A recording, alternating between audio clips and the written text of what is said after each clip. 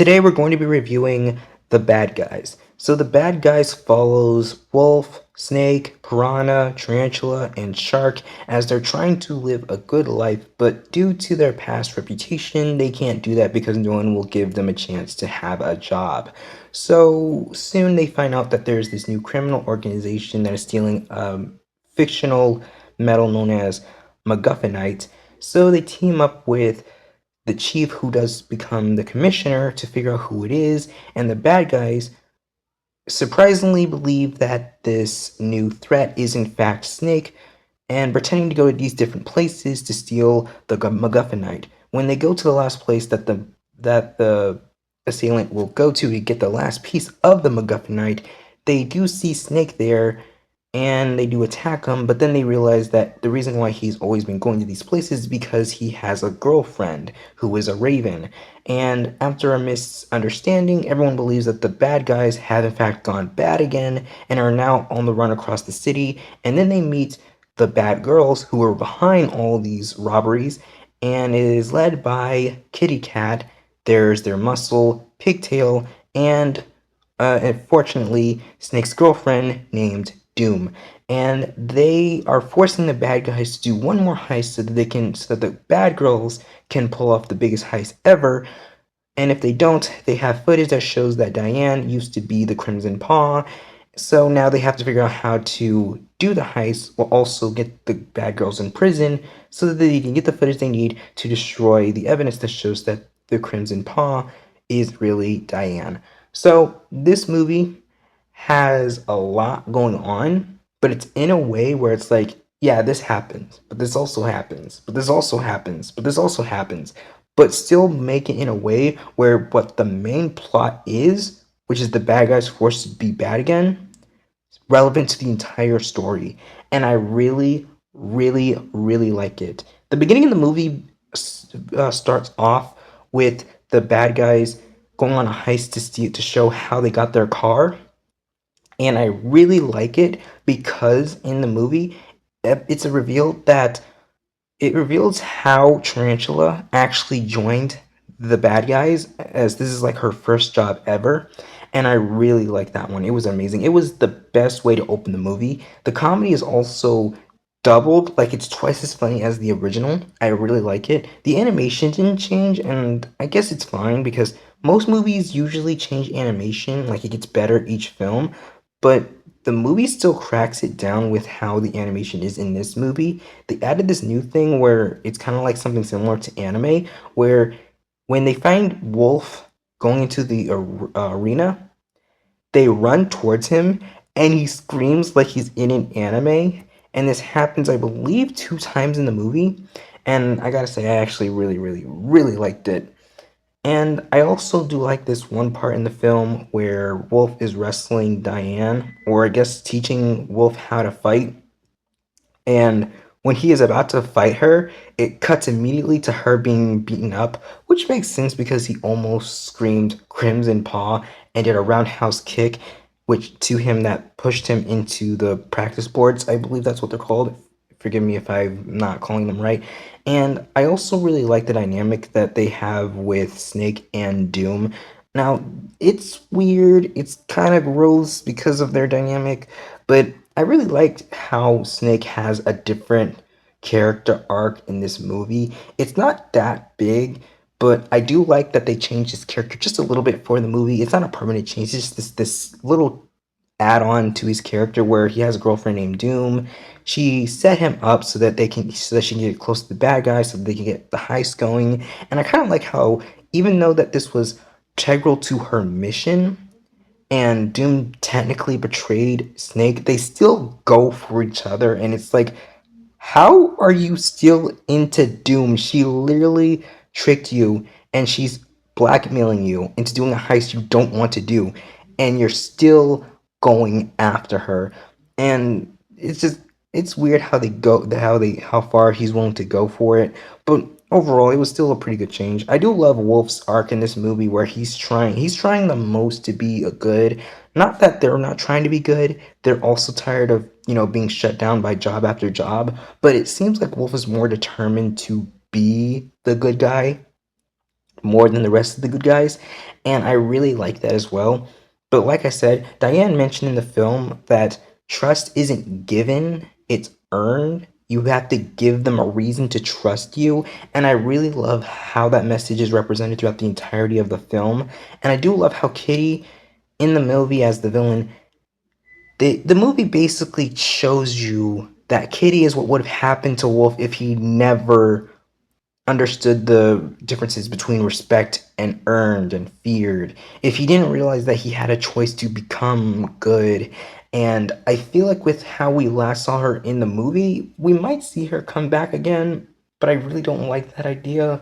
Because on one hand, yeah, it's good to see villains come back from movies, but for it to happen in every movie is just weird. And the reason why I brought this up is because Marmalade also comes back in the second film, and he doesn't play much of an antagonistic role, but it's his return that plays a huge role in the third film, assuming if we're going to get that film at some point in time. And I'll get to that when we get to there. But yes, he does make an appearance. He's really buff. And there's this subplot with Diane where she finds out that the bad guys have been framed. She's trying to go around town to figure out who is behind all these robberies so that she can clear the bad guys' names. And she sees Marmalade and he's like really ripped, and he does play he doesn't play much of a role. He's just there, kind of there. He's like a supporting character that doesn't need to be there, but he's still there. And it was funny seeing him in the movie, but I feel like he didn't have to be there. But then you watch the end of the movie and you realize why he's really there. And I also do love the wedding scene. The wedding scene is one of the funniest scenes in the entire film. One of, not the entire film, one of. And I do like that it's shown that the bad guys are good at their job, but due to not be doing heists for a really long time, you realize that they're way too rusty, but they still got the job done. They still got the device they need to steal the rocket. And all in all, I did actually like the movie overall. And then there we have the songs of the music choice, which I will say was actually really good. Good Life is actually an amazing song. I remember listening to it on the way to theaters and on the way back home because of how good I like this song. Like since it came out on YouTube, I've been listening to it the week that the movie was going to be coming out. I listened to it while I was going on my way to the theaters, and I watched it on my way back home. I watched it after the movie was over. This song was stuck in my head around that time, and I really loved every single second of it. The next thing I also want to bring up is the relationships between Wolf and Diane, because DreamWorks makes it clear that there's this pattern that they have where if there is a relationship like a main couple between the main character and their love interest, if it's not the first movie, it'll sure as heck be the second movie. And The Bad Guys 2 is another example of that. They did this with Madagascar 2. They did this with How to Train Your Dragon. They did this with Trolls World Tour, and now they're doing this with The Bad Guys 2. And man, the relationship between Wolf and Diane was amazing. They developed it so well throughout the entirety of the film, and I gotta say, I really loved the direction that they went on from this movie.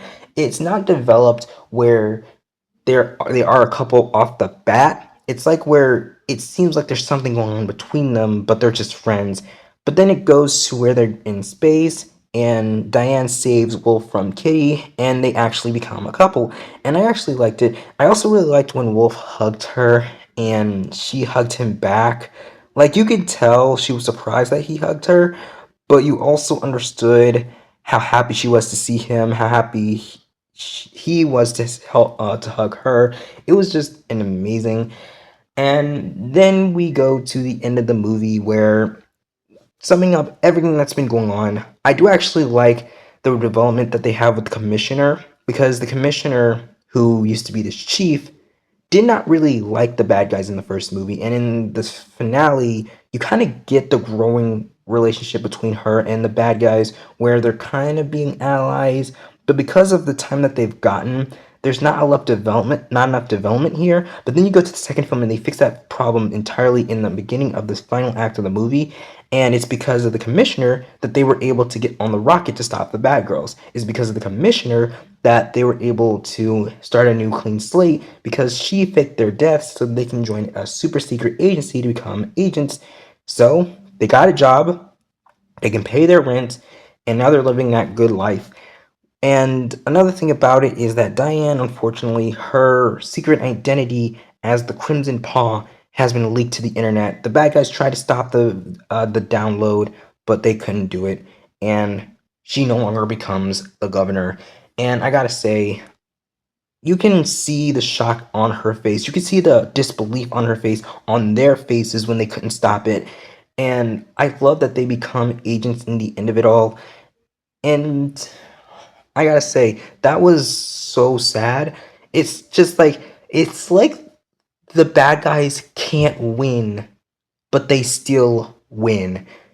It's shown in the end of the first movie where they stop Marmalade, but they still turn themselves in. It's shown in this movie where even though they did stop the bad girls heist to steal all the world's gold by using the MacGuffinite to make a really big weapon, really big magnet from space, they still are seen as criminals, and they kind of died as criminals, but heroes as well. And now the world thinks that they're dead, but now they're working as in an agency called ISGLOP. I'm not going to try to say the initials for ISGLOP. It's an acronym. And overall, that movie was amazing. I loved everything about it. So now we're going to go to Marmalade. So Marmalade in this movie, yeah, so he comes in, he tells Diane everything about the MacGuffinite, and then after it's revealed that he's not the Crimson Paw, he was taken out of prison, and then his golden limousine is taken from space, and it's revealed that his golden limousine is still in space, and it's shown that he seemingly planned this all from the beginning, or at least from when we first see him, or from when Kitty first visits him in prison. And he says it's time to go back home because I straight up forgotten about this. But in the books, Marmalade is actually an alien from space. And his true form, if they reveal it in the third film, I'll say it. But right now, some answers are best left unanswered right now. Some questions are best left unanswered. All you know is that in the post-credit scene, his limousine turns into a rocket ship and he flies off into space, going back to his home planet. Overall, I did actually like the movie. Everything about it was amazing. And although I do like the original, if I had to rank these two, it's not a very interesting list with just two films. I would say The Bad Guys is at the bottom, The Bad Guys 2 is at the top. That's my rating. So, ranking, here's my rating. I'm going to give the story a 9 out of 10 and the movie a 10 out of 10.